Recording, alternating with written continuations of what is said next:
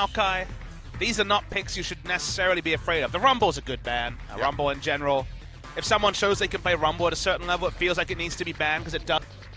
In solo queue, you lock in Rumble and then all sorts of hijinks happen, but in competitive play, it does beat most of the pool of competitive champions, so we're looking to see what slips out. Here's what I'll say. If Rise is available, we really need to see Samsung return to the Rise, because Crown looked fantastic on that, but Orianna's kind of been a trap so far this series. Yeah. Maokai and Varus, the final two bans from both sides. Third time charm for Haru. A lot still available. Do we see the Rengar yet again? I think you just go for it. Teams in the LCK have really gotten the most out of the Rengar pick, so moving past it would be a surprise. But I like this. I like teams that are like, okay, we're a good Rengar team. Just because we lose one game doesn't mean we're a bad Rengar team. We'll stick with it. Lulu. I mean, that would be a surprise not to go for it, right? I don't think there's any reason for Samsung to steal away the Lulu, and that has been now very much first rotation, and we will see the Graves. So AFREECA returning to their strategy of letting Samsung show them stuff and then reacting. Nothing too shocking there. Let's see where they want to go from here. Zyra available for Court JJ. Saw him play that in game number 1. Also her banned away, so Karma, Tahm Kench. I think Tahm Kench would be a really nice one, given that AFREECA Freaks have been prioritizing the Ashe, and they could just take Jhin in the first rotation as well.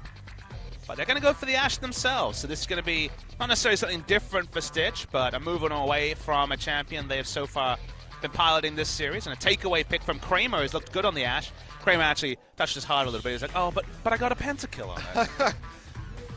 Well, now he just has to get revenge. How many pentakills have we had this season so far? 2. That was just the second one? Yeah, attempt. Okay. And now second one on to Kramer. There's obviously been others internationally. Hyam Bjergsen off the top of my head. And Marin's new blind pick top is Nautilus. Take notes, everyone. He doesn't change very often. It was Maokai before. It is Nautilus now. All right. So just going to bring that one to the table yet again. I didn't even notice the Maokai ban. That seems surprising on 7.4, but banning out Marin champions is the way it goes. Yep. I'll get rid of that Shen that Cuvée played in game 1 in this matchup. So just don't want him to have that split push ability. Could force him back onto something aggressive, and the Sivir will actually be banned away now. So this is something that Kramer has brought back out. Yeah, we were talking about 80 carries you would take into Ashe. Sivir was the likely one. As you say, he was the first Sivir player we saw in LCK, and has looked good on that champion. As well as Lucian in the last. Yeah, the Lucian maybe not so much. I'd love to see a Tristana hover just for like, well, Uzi did it. Itemization not really there. Sivir yet again. Or the Tristana. I wonder if we'll see New Blade the Ruin King Tristana on 7.5. Champions that have attack speed steroids can certainly shred people down with that. Yeah, sure. Couple it with something like that Lulu in the bottom lane. Get that attack speed bumped up. Be quite nice. Caitlyn, so a lot of priority around the ADCs here for Samsung with the bans, and it will be Ezreal picked up for Kramer. Looks like we might just have the Rise returning. There we go, locked in for Crown in mid lane. Yeah, I like the pick. The Rise certainly is a smart choice. Orianna left up, but they're not afraid of Orianna, given that Orianna has been that trap so far. But the Cassiopeia is also there for Kuro. See, they look for that. In terms of tanks left in the top lane, not that many, really, with all the bans that have come through. So Poppy will be taken. Cassiopeia has the good laning matchup, as we've talked about for many a time in the mid lane, and Orianna is not popular in this particular series, so smart call there. Look at you. You're the color caster now. Yay, I know matchups, sort of.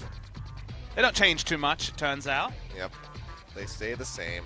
The big question mark here will be Kramer, because, you know, moving away from the Ashe and Jhin, that's very much been comfort for him. The Sivir band as well. A lot sent his way, so he returns to Ezreal. A popular pick for him in the past. Bang has certainly been the biggest proponent of Ezreal in recent time and has shown how good that can be, but not necessarily an easy laning matchup into the Ashe. It seemed like Samsung wanted to force a Jhin and then Realm Warp and dive into the backline and just ruin the Jin's day, but the Ezreal is that much more maneuverable against the Rise being launched in, Poppy, etc. as well. This is definitely a better pick compositionally. It's just, how will the laning phase play out? Because Kramer and Tucson have been, just like their team, very polarizing in their 2v2s. We've seen them die 2v2 as recently as the first game of today, and we've seen them do fine. And if the Ezreal can get through laning phase, he's in a good spot against the team comp he's facing. Sure. Also need to keep our eyes yet again on Haru and Spirit. Spirit just had a pretty good game, despite getting 3 buffed at the start of that one in the second game, but was able to reel things back in for AFREECA, get them in the lead, and they closed it out very cleanly. So we'll see what Haru can do. If he can make some moves more akin to his performance in game 1, and really help Samsung start snowballing from there. Not many people have had a flawless series on either side. It's been an up and down, topsy-turvy one so far. A lot of comfort on both sides. Big game here. If AFREECA Freaks can win, they're still in the hunt for the gauntlet. If they can't, looking bad for them. Yeah, definitely would almost certainly shut out their hopes. Let's go ahead and get onto the Rift for game number 3, Samsung versus AFREECA Freaks.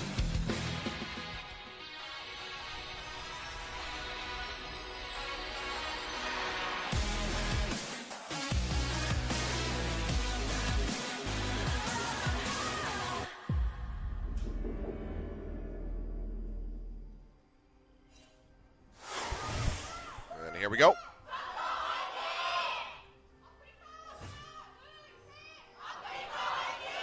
AFREECA fans definitely stepping up their game with the chance here. It's all about celebrating that Kramer Day with a win. Well, already get to celebrate it with a pentakill, so at least you have something you can feel good about even if there's a loss. That's an interesting chroma. Haven't seen that one from the Ezreal. Ah, yes, his Debonair. Debonair. The black suit. So, obviously going to a formal affair. It's Kramer Day, so it's nice that he dressed up for it. Looking all snazzy. I mean, honestly, AFREECA Freaks in general look pretty snazzy in Game 2. That was, apart from the SKT series, probably their best win so far this season against tough opposition in Samsung. Something about Samsung getting perfect gamed, or Smash seems to just have happened to them. They'll beat their own selves 8 out of 10 times. 1 out of 10 times they'll struggle, and 1 out of 10 times they'll be just, you know, all at sea, you have to say, in many ways. And then AFREECA on the opposite side of that. Oh, AFREECA Freaks. Every now and then we're good, but for the most part, you know, not so much. I don't know how the betting markets make sense of AFREECA Freaks. I wouldn't know how to find any consistency in that play. I don't think I would put any money on them. Nope. That seems ill-advised. Crown and Kuro going to be trading back and forth. This is going to be a little bit brutal for Crown. Not as bad as it once was. Always bring up the history of the matchup, but it's gotten better from Arai's side, but it's still Cassiopeia focused. Well, the Tom Catch banned away twice by AFREECA Freaks, finally available for JJ. I'm a big fan of Tom Kench on 7.3 onwards, on 7.4 today, to reiterate. You can see it in the bottom left of your screen. With a lot of the lane boys either banned away, Kamal Zahar, or nerfed. Strongest melee support, in my estimation, is that Tom Kench, so I'd like to see it picked up here. It's no longer Q-Max on the Lulu, so a lot of the lane harass was toned down quite a lot. So even though it is the picks being annoying in terms of trades, it's another lane that CoreJJ can get through. Let's see if Haru can make something happen in top. Marin's pushing very far forward. Wave is here, though. It's level 3, so he probably has the Q, so it will be hard to lock down. He's going to walk into the brush, however. Haru jumps forward. Can take that dredge line out. Just going to flash away instead. We couldn't see for sure. Some players do go 2 into Riptide, so the flash probably suggests they didn't have access to the Q that time. It's one of those ones where Haru can actually take time to see how much damage the Riptide's doing to the minion wave, and then make an informed decision on whether he has Q or not.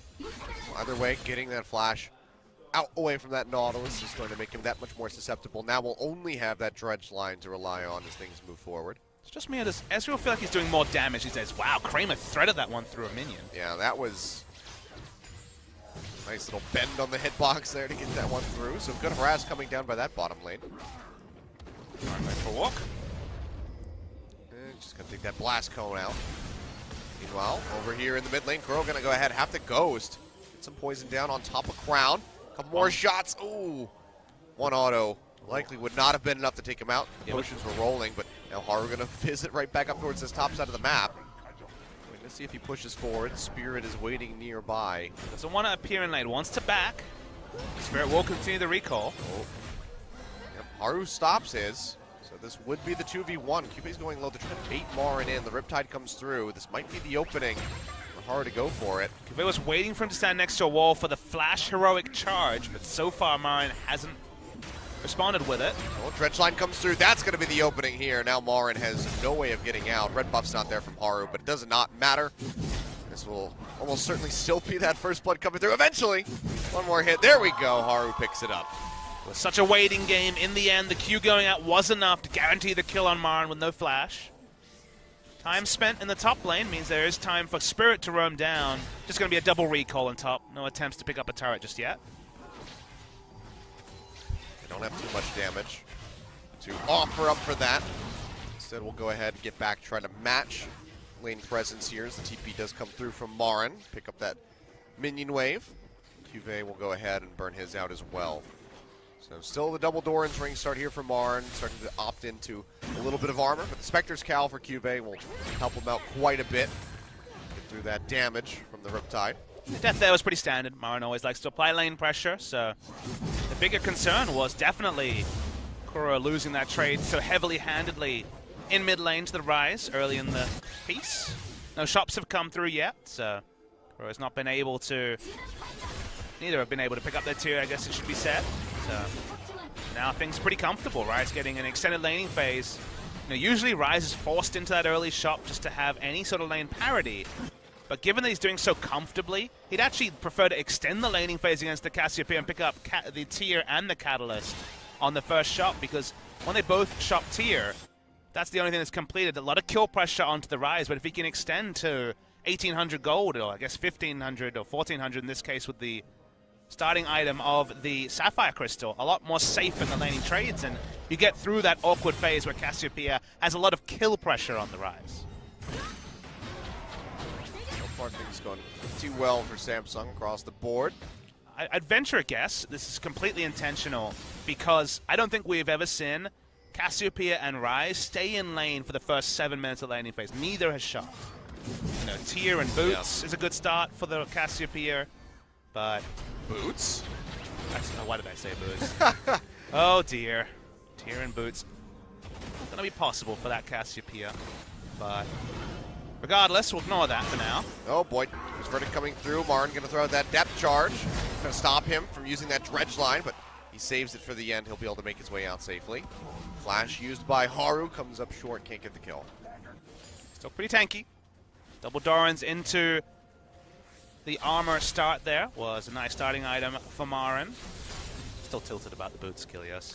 But we'll ignore that for now. We'll venture on fearlessly into what is still an extended laning phase between Rise and Cassiopeia. Yeah, he's gonna keep it rolling as long as humanly possible. This is intentional from Crowns. Just a cool thing to see. Very high level decision. Wants to force the laning phase as long as possible to get that big shot. Starting to hover around the area. He's going to clear out that ward, so shows that he's spotted. Thought maybe he'd go in, try to get a gank in on the ground since he doesn't have any items outside of that Sapphire Crystal. But just going to be working around that blue buff. Looks for the handoff here for Kuro. At this point, tier stacking's going to be very, very late in the picture. Probably hurts the Cassiopeia more than the Rise.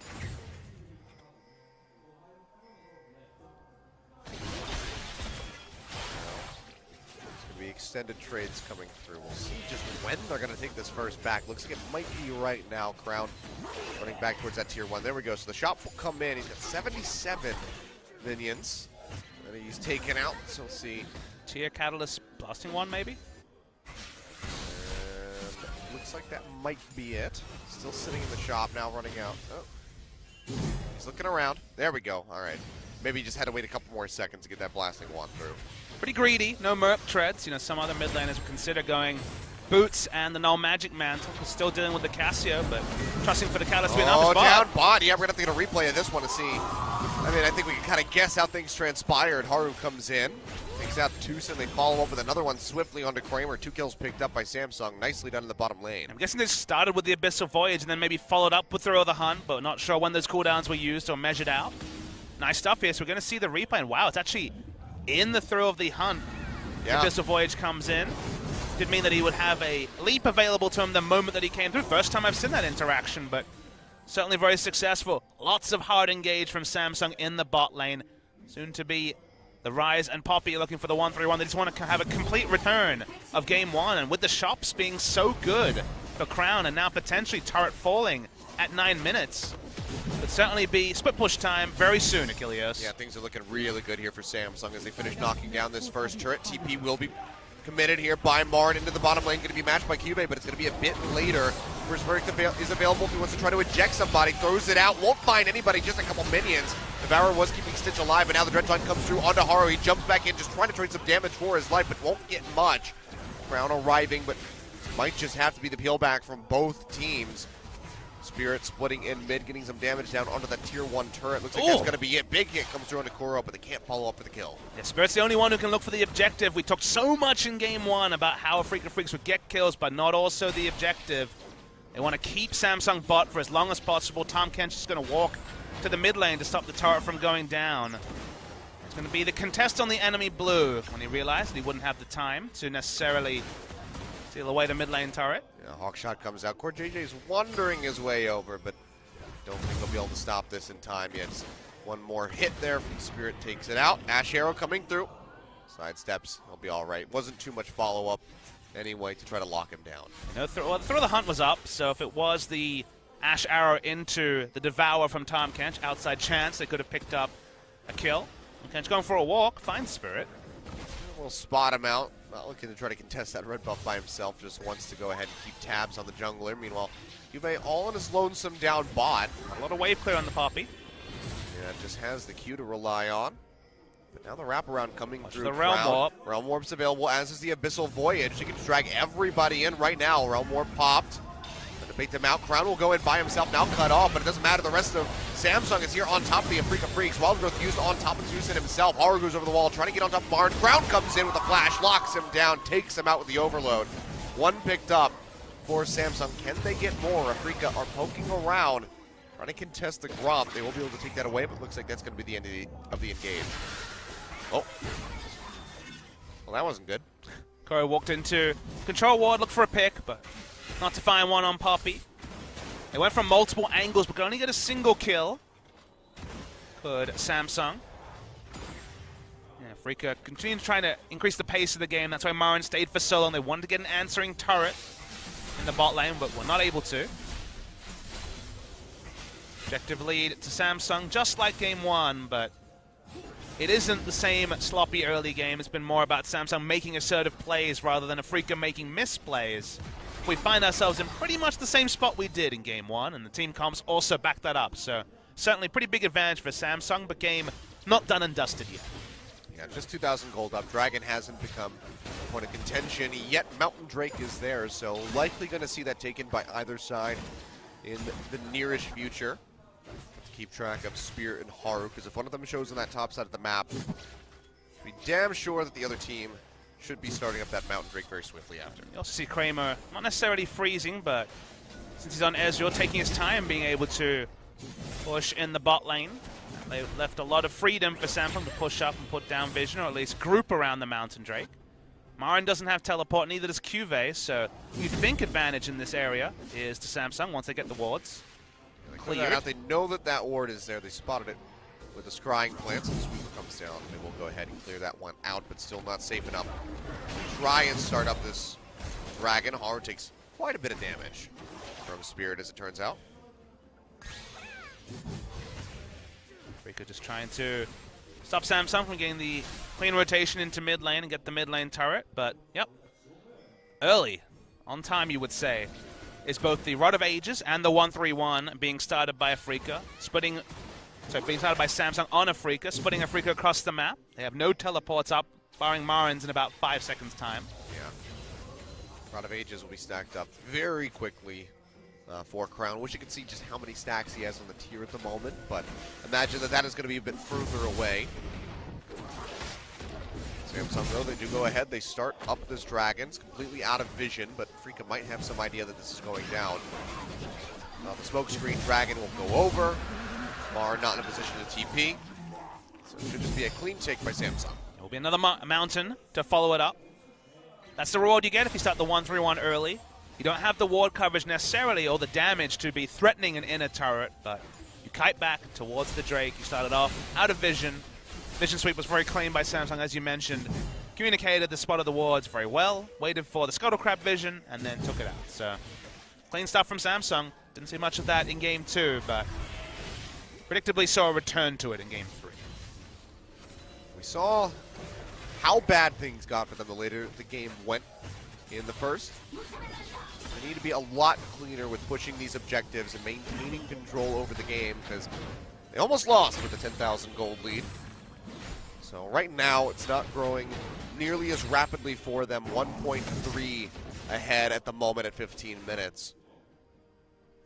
So turrets are going to have to be picked up here by Samsung in the nearest future if they want to start that snowball going down the mountain, because right now, things are slowing down off the backside of that mountain drake.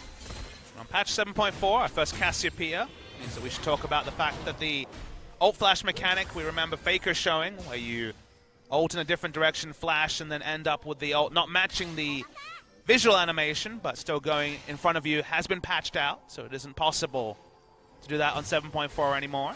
Ult flash will still be a thing, though, of course. Somebody on r/Cassiopeia mains is fairly mad for you saying that Faker showed it. He's like, I've been doing this for years. I'd say Faker popularized it then. It was a known interaction in some sectors, but people were not able or willing to pull it out. I'll say the same thing when someone ult flashes on Gragas. We're not seeing enough of that. That's still a thing you can do. Yeah. I mean, we're still just getting the early stages of Gragas returning into the meta. Had the jungle show up for us for the first time in a while. Didn't do too well. It's fine. In Game 1 it didn't. He's fine. I think the ability to flex the Gragas can be important when it comes to drafting. I've always been a big fan of those flex picks. See a lot less of them in League of Legends right now. Jace is no longer a flex pick. Seems like it's only mid. Nautilus bot lane sometimes, but almost always. That's pretty rare. The top lane. When you look at this game, I mean, we've seen Rengar flex, right? But it's not a flex pick. Pretty much the roles for each of the champions pretty defined right now. That'll change. You know, people will get more and more frisky. Oh. Face checking. That's a bit of damage on the exit there. See Samsung trying to group up here in mid, get some damage out onto this tier 1, but they just can't get into position. Stitch has opted into the Essence Reaver start. So Hurricane going to be a bit further behind, so won't have as much pushing power as he might like. Pretty much a utility build, but when he has Rengar and Ryze early game for damage follow-up, happy to go arrow. A bit more utility focused. The late game will be really interesting, because as you say, we have to draw parallels to... Oh, okay. Oh, all right. Coral comes up with that double petrifying gaze. Exhaust comes down onto him, but the damage has been done. Poor JJ and Haru down to about half HP. Who's chasing who? Yeah, that was, not really sure. Kuro definitely halted that gank in its tracks, so good on him to go ahead and keep himself alive. Doesn't have to use the cleanse or the flash to get himself away from that. Finish the thought, you know, you have to compare it to Game 1, where when they finally got to the base, the Rengar Ryze wasn't enough to win fights. They actually had to wait and draw a Freak of Freaks out of their own base. That's different from this game in terms of composition. Specifically, no more Ashe. This time it is the Ezreal, who is more maneuverable, should do more regular damage through fights, but won't be able to shred the Poppy as fast. They are maneuverable, very hard to dive. A Cassiopeia, whose ult is up as well, so I feel like if we do get to the same phase where the action is mostly played around the inhibitors of a Freak of Freaks, it still will be difficult for Samsung to turret dive or close the game. Could be in for a long one if Samsung can't get another decisive map move in the next 10 minutes or so. They really want to get one of those trademark SKT, couple of picks and Barons to split push 1-3-1 with the Baron buff. That's where Freak of Freaks have absolutely no answer. So Baron is by far the chief objective for Samsung to pick up. Yeah, for sure. For now, though, more likely it's going to be that second Mountain Drake, which will be spawning in about a minute. So expect some more vision priority coming out from Samsung along this bottom side of the river. AFREECA pushing in, just getting a couple wards down inside the jungle, trying to spot people moving down through and into the river via that ramp. Given the game's been played so defensively by AFREECA, I would have expected maybe an attempt at a 19-minute Rift Herald to pass over to either Rengar or Poppy, but not to be. Go back to trading farm and item timings. As you say, the fact that the Mountain Drake is spawning takes priority. I guess that makes sense, given that Double Mountain Drake is at least half a foot in the door of Baron, with the extra speed of taking it. Goodbye, Rift Herald.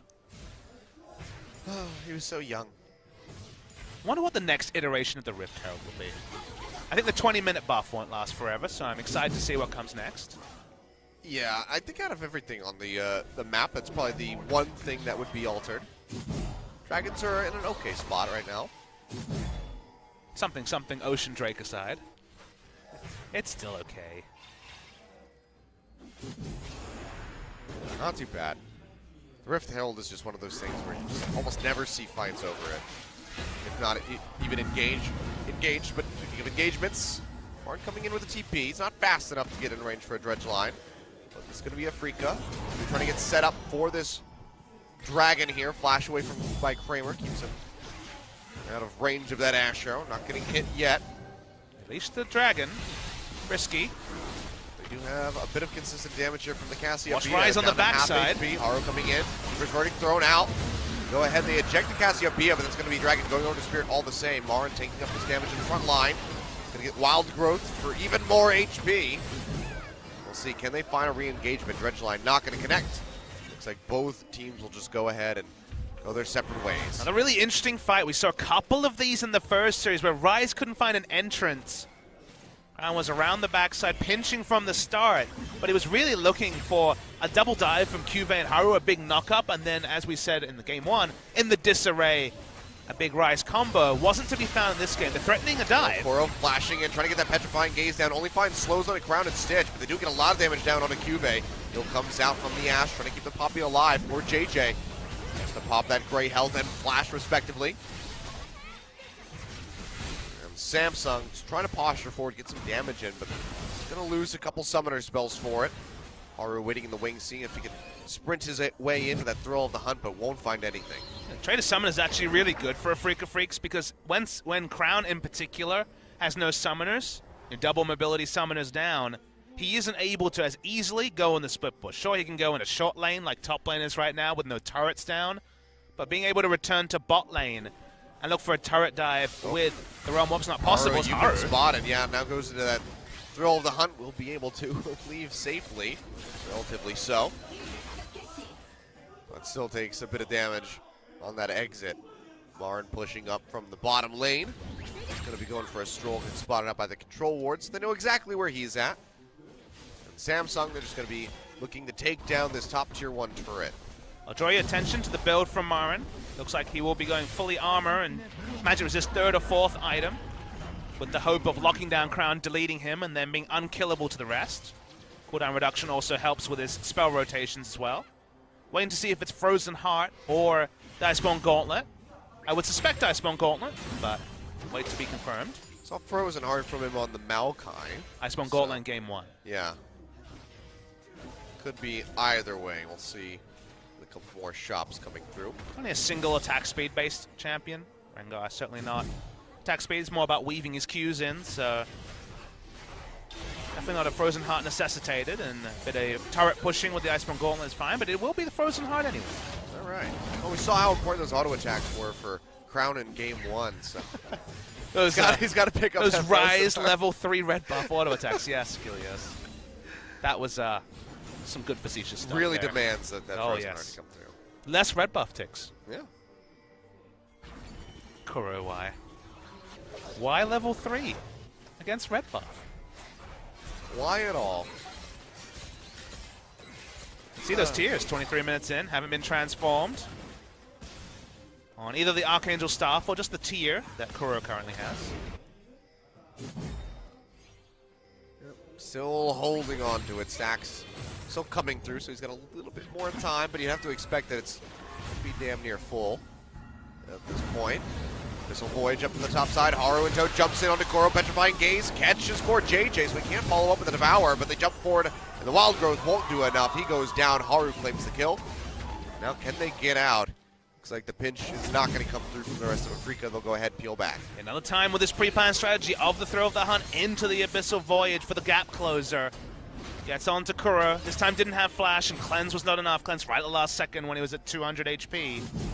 Samsung gets some control over the Baron. They don't have the double Mountain Drake, so no attempt on it just yet. AFREECA continue their game of slowing things down. Saw how great the late game teamfight phase was for them in Game 1. Certainly not in the same hole they were in Game 1. In Game 3, Crown gets some free time in top. Map pressure is strong from Samsung. Yep, and they just keep sweating them from pushing in for any damage on that tier 1. And look at this, Crown. He's just been alone this whole time. Will take out that inner turret by himself. True shot barrage zone and Stitch will not connect, so can't find that kill. Haru threatening from the backside. Trying to dissuade AFREECA from pushing in and getting some damage down onto this tier 1 turret. It looks like it's going to go ahead and work. They will peel back. First tier transformation is Ezreal. You almost never see that compared to Ryze and Cassio. As the Muramana. Still the Archangel stuff though for Ryze. Still working towards Seraph's Embrace. The transformation still hasn't come through. So the earlier timing obviously helping Kramer. He's doing a lot of damage in these fights, but it's another one of those fights where you get some damage onto an Ashe, you don't even get the pick, and meanwhile, the map is being run by the Ryze in top lane. Cuvée pushing really far forward. Kuro's coming around the sidelines. Red trying to draw him in. Keeper's ready, comes out. Oh, right between the two. Petrifying Gaze will lock him up. That's going to be a dead Poppy. Kill goes over to Marin. So big whiff costs him his life. But it's another one of those picks where, remember, it's not Gauntlet. It's Frozen Heart on the Nautilus. They're not under turrets. In fact, Nautilus is going to recall. So they won't get any objectives, just kills. It's nothing more onto the side of AFREECA. We were asked for the 1-2 punch. They had it in spades in Game 2. Not so much here in Game 3. Looks like he is going to go ahead. He canceled out on that recall. Will go back down for that turret. He can take it out, waiting for the wave to crash. That's quite low, so he will get it anyway. All right, so that's going to be the first turret on the board here for AFREECA Freaks, closing back a bit of that gold lead. So just under 3,000 now for Samsung, so things still very close between both teams. And, you know, you get a couple picks if you're AFREECA. With that Cassiopeia plus the Mountain Drake, Baron is a very realistic objective for them.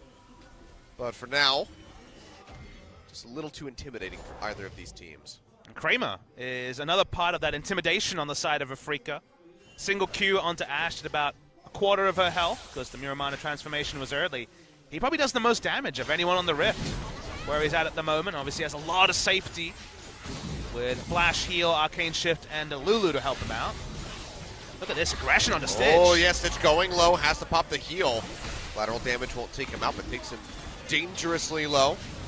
Got to get rid of that Ashe arrow as well. TP coming through from Marin. They're just going to go ahead, force up onto this tier 1 turret. The wave's not there, though. So TP gets completed. Samsung now. Can they hold on to this turret for a bit longer while they wait for Stitch to rejoin them? Pretty low on mana. So it's kind of a pretty big consideration. Ocean Drake is now on the Rift. I guess that could just be what you go for, but giving over the TP advantage for the Ocean Drake is not exactly the best feeling in the world. This will go down. Dolus out of the fight. Spirit takes this out, stun into the wall on a Spirit. Wild Growth comes through, he flashes away from the Bola.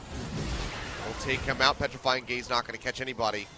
AFREECA will go ahead and be able to back away with that Ocean Drake, but now Samsung going to be looking for that tier 1 in mid. They really want to make this map longer, get more spots to look for a dive with Throw the Hunt, rotate as well. They're on the Baron. Yeah, they go straight in for the Baron. They have vision control here. Marin can't be Recall there. came through from Marin. He's going to be sprinting his way back in. True Shot Barrage will reveal it, but they take it out. Smite comes through, flash away from Kramer as he gets locked up by the Ashe arrow.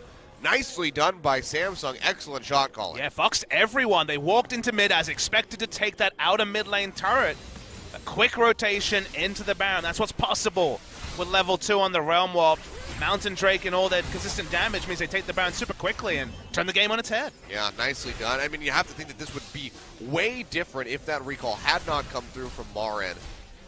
Would have been there. Could have been that tanky frontliner that they need to enter into the pit to try to contest that objective, but it's not there, and that's just going to be AFREECA suffering for it. So now a bit more gold being bursted into the banks of Samsung, and they're going to add more to that as they take down these objectives The outer turret in mid, the first one to fall. Let's see how much more they can get while they still have this Baron buff. And we told you that Samsung desperately craved the Baron buff this game to really fuel their 1-3-1 in so many different ways and with so many different members. They want to show up in sidelines and take turrets. Wave clear on the side of AFREECA. AFREECA is super low, even if the laning matchups were just fine. And the last thing we said before that rotation was, okay, all they got with the teleport was an Ocean Drake. The turnaround with the Baron not even needing to use their own teleport, so extending that window while they have teleport advantage is just massive. Yep. One call like that from a veteran squad wins the game. You have to imagine it was Crown. But regardless, really nice team play. Speaking of Crown, he's going to find Marin for the 1v1. Spirit already getting that wild growth out from Tucson yet again. And Crown, it gets a lot of alone time with Marin, but still can barely chunk him down to half HP. The shields are just doing so much work for him. AFREECA will be happy if Samsung choose to play this narrow. If they stick 5 members in the mid lane, then at least AFREECA can try to wave clear. And the turret dive is still very difficult, but we'll see Rise very quickly enter top lane as the minion wave comes in. That's when the bad decisions start to really crop up for AFREECA. As matching all the lanes is difficult. They have no way to rotate, as Marin still doesn't have his teleport. Samsung just going to keep clearing out these waves here in mid. And now they're forcing Marin to choose. You know, do you want to help out the rest of your team and potentially lose that inhib turret, or you just want to sit here and wave clear endlessly against Crown? Looks like it's going to be the latter. Kramer is joining up in the top lane as that builds watercolors, but this is the Abyssal Voyage coming through. QV in tow with Core JJ. They arrive. Dredgeline connects in onto the Poppy. Still pretty tanky though. As they try to kite back, Asher will not connect from Stitch. Toss that one out from inside the jungle. Looks like that might just be the end of the scuffle. Meanwhile, Haru got the minions moving up into the bottom lane. He should be able to take out that inner turret. Yeah, Spirit left, so that does mean free time for Haru to still get an objective. Got quite a few objectives with this Baron buff already. Will expire. It's about a quarter now. Uptime on the Baron. Mostly easy objectives, but the first Baron has opened the lead over AFREECA Freaks. The second one may be the icing on the cake to actually take Samsung to their series victory. Head-to-head would be identical if Samsung was to win this game. They'd be 1-1 with 3 wins and 3 losses for both teams. That parity would not be enough for AFREECA, who very much are trying to climb their way up the standings. Couple of easy wins over Kongdu, but this assignment tougher on paper, but certainly in the wheelhouse of this new age Robin Hood that we call AFREECA Freaks, with Jinair no longer really deserving that title. AFREECA have had successes against KT, SKT, and Samsung, but it's the other series is where they've really struggled. So they'd be looking at this one with knowing they have a chance. They still do, but Samsung have separated themselves with that cool Baron. Yeah. A loss here would put them at a -2 score line. Puts them in the danger zone to be passed by the Rocks Tigers. They do win that head-to-head. They'd be tied completely if Rocks Tigers can win out the second match of the day with a 2-0. So they would win that head-to-head, and they would maintain that 6th place spot over top of them, but still, things would begin looking a bit grim for them, especially as they have MVP later this week, who's looked completely on form. QV pushing forward, just threatening that keeper's verdict, won't chuck it out. Gets the refund on the CD, just want the turret. And we have that history lesson, looking back to game 1, where AFREECA got everything pushed except for the bases. Once again, Kramer turns on Stitch and forces the Devour. But closing this game, once they start hitting turrets, it's going to be difficult. Oh, they're looking for Haru. Grab back in, flash forward into the line, won't connect. Or JJ here to back him up. Devour is back off cooldown. Bombs him up, spits him out. Haru is safe. And you can see the frustration on Spirit. He's actually not had a kill involvement in this game. 33 minutes in, 0-0-0. Like you say, only been 2 kills, but that's why we saw the kind of angsty flash and ult, hoping to get one on the board. How much do they want Core JJ? Well, get the flash. He gets the flash away, so nicely done. Can't flash in for a Devour to save somebody, or Devour and flash away. So, not going to have that available. What? Well, that's not the direction he went the tongue action, for sure. Recall comes through from Marin, maybe looking for a TP now as the Infernal Drake has spawned. Both teams are really going to be wanting to get their hands on this. Marin will go ahead and commit the teleport. This bottom half of the river. Dragon gets started up and leashed out by AFREECA. Scrying. Ward comes down. Hara on the backside won't be there for the steal. He just wants to get the assassination. Jumps onto Kramer in the back line. Redemption pops him back up, so he's relatively healthy for now. But Flying Gaze won't find anybody with the dredge line. Connects it onto Cube, dragging him back in. Devour comes through from core. JJ just trying to keep him alive for a bit longer. Now jumping over onto Crown, trying to kite his way out of the fight. Won't be able to do so. Spirit comes up with a kill, and Cube is almost certainly going to go down. There it is. One last Mystic shot takes him out. Infernal Drake +2 to AFREECA Freaks. Super cool fight. It looks like Samsung will be the big winners coming in on multiple flanks. But this AFREECA teamfighting comp is very, very powerful. If Cassiopeia and Ezreal stay together, peel for each other, specifically holding onto the Petrifying Gaze to buy space for the Ezreal. The turn after Hara's dive doesn't pick up a kill, after Rise goes in, is massive from AFREECA. Death time is already pretty long, and this time with even extra tools, teamfighting is no walk in the park for Samsung Galaxy. Yeah, Mountain Drake plus Infernal. You can see Samsung, they just can't push up to try to clear out these waves. 10 seconds on Rise. The inhib line being broken by AFREECA Freaks. 35.5 minutes. They're able to do it even with the gold deficit. So yet again, they're going to feel a bit like deja vu going back to game one.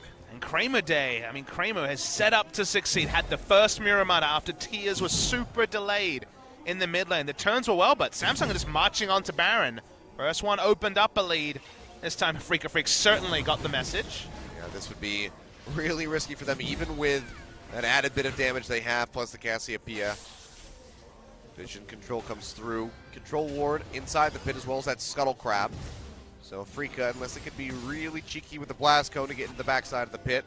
Really sad we didn't get this. Really sad we didn't get a replay of the previous fight, just because it was Rengar coming in from the back, Rise from the side. It looked like Samsung would get the multiple skirmishes their team fight comp kind of works around. Is that you call AFREECA a team fight comp. They want to kite back, they want to work around the Ezreal and the Cassiopeia. For team fights to work for Samsung, it's a pick on the right side. It's Rise coming in on the left side. It's all about the pandemonium. It looked like it would work when Kramer was DPS'd out, but still Ezreal able to arcane shift out and then turn onto Samsung, who are overextended. It was a really cool fight. Oh, core JJ, speaking of overextended, Ash Arrow now comes through, Spirit getting locked up. It's going to be Keeper's Verdict. Ejects Tucson and Kramer out of the fight, but they're already on top of Stitch, and he goes down. Kuro coming up with the kill, and now Ube has to run for his life. Petrifying Gaze over the wall just to try to slow him up. He's still sprinting as fast as his little Yordle legs will take him. Should be able to make it out with his life, but that's going to be Stitch going down. A lot of the consistent damage from the side of Samsung has been eliminated. And you have to think that that will be Baron being started up by AFREECA. Yeah, Samsung keep trying to come in front on. They don't have the capabilities to do so. So we see the turn on to Baron for AFREECA Freaks. Now core JJ pushing up the river. Everybody on AFREECA relatively healthy. Snatch up comes through onto Crown, but the Devourer is there trying to keep him alive. Cube might just have to die for his team, and he does. Realm Warp comes through right before the dredge line. Will take them out to safety, but Baron goes over to the AFREECA Freaks. Yeah, the front on doesn't work. You cannot run straight with your ults into AFREECA Freaks and expect to win a fight. No one can lock down the Ezreal, always out of range of Crown. The kite back has been super good, and they will lose their top lane inhibitor turret, so not everything is going exactly as you want. The minion waves were very well prepped by Samsung Galaxy, but they got through the first initial setback. They reset after the Baron. They're taking an inhibitor of their own. We're going to see a replay of this fight, and it's the front-on nature here. And I guess calling an initiation front-on is unfair because Kramer can walk in, and he's so confident with Whimsy, big flash to start fights. And in the backline, Stitch just kind of dies to a bit of poison damage from the Cassiopeia and Marin's burst of damage. Yep. They can just happily turn on to Cube. Really poor positioning here overall from Samsung. And now a Baron over to AFREECA. They're within touching distance of taking a gold lead. Just a couple thousand. Able to make the rotation down. 38 minutes with that Mountain, Infernal, and Baron.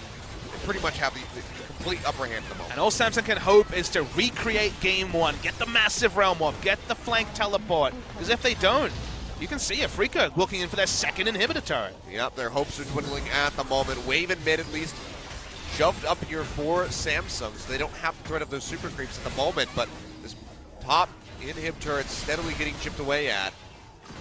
Wave clear still relatively limited. Stitch and Crown both have to walk up.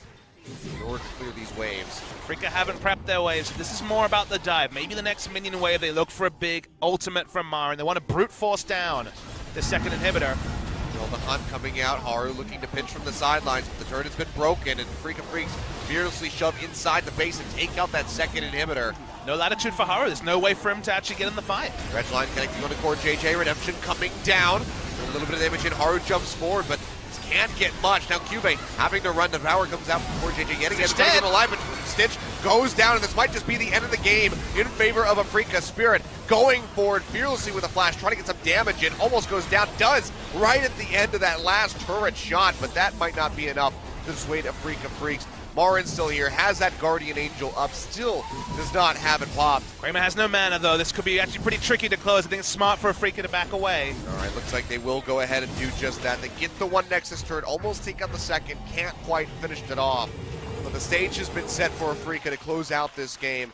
Elder Dragon, now spawning in 5 seconds, might just be the final nail in the coffin. You can tell with some of the purchases. Kuro went back with about 1,600 gold, didn't just buy any large rod.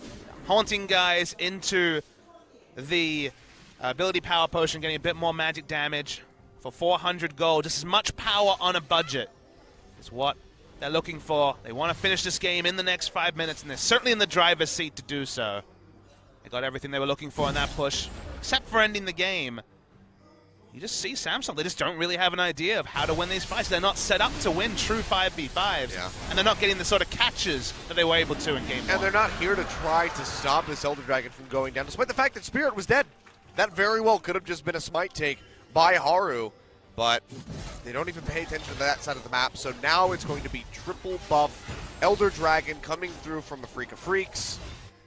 And things just do not look good for Samsung. I mean, the vision control wasn't there for them to walk up into the Elder Dragon. Some control wards, other red wards, very defensive vision, and of course their inhibitor being down meant that a realistic contest, even with the smite being available for Samsung, wasn't going to happen. And now Samsung need the god fight. They need to pull off something against the buffs, against the flow of the game, against the comps.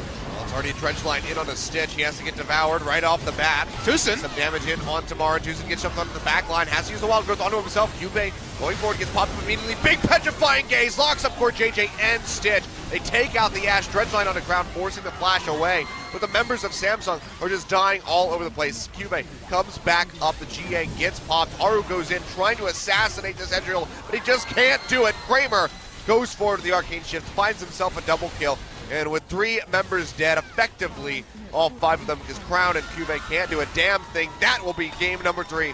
Going over to AFREECA Freaks, 42 minutes on the clock, they come up with a win. And Kramer is clearly a sentimentalist, because on his day he put out a carry performance in 2 games. This was really good from Kramer and the AFREECA Freaks. They throw out the cold first 20 minutes of the day. Clearly really did need time on the Rift to warm up after what was a really poor start for them.